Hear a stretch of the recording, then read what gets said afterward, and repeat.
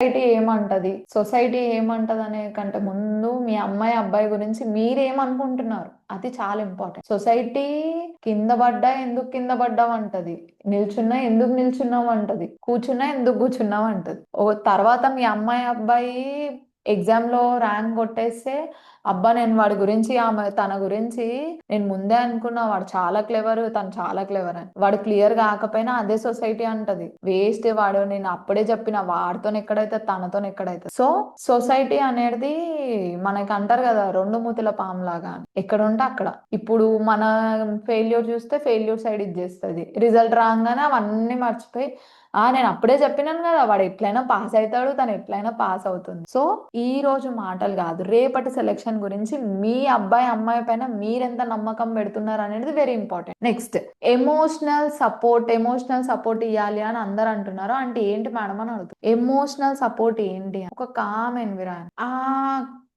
Environment ఎట్లా అంటే silent గా ఉండడం కాదు, పరిసరాలు సైలెంట్ కాదు, వాళ్ళ మైండ్ సైలెంట్ గా ఉండాలంటే మీరు చూపెట్టాలి ఓకే నమ్ముతున్నాం మేము, ఓకే ఎట్లా అంటే ఏదైనా మేము తీసుకోగలుగుతాము అన్న సిచ్యువేషన్ లో మీరు వాళ్ళకు ఒక కరెక్ట్ క్లారిటీతో మీరుండి వాళ్ళకు క్లారిటీ ఇస్తే వాళ్ళు ఖచ్చితంగా అది ఎమోషనల్ గా సపోర్ట్ ఫీల్ అయ్యి వాళ్ళకి అది చాలా ఒక 1000 times కాన్ఫిడెన్స్ ఇస్తుంది. ఎట్లా ఫేస్ చేయాలి మా పేరెంట్స్ అన్న ఒక్క క్వశ్చన్ తోనే చాలా మంది ఆస్పిరెంట్స్ ఇది అయిపోతారు అనమాట.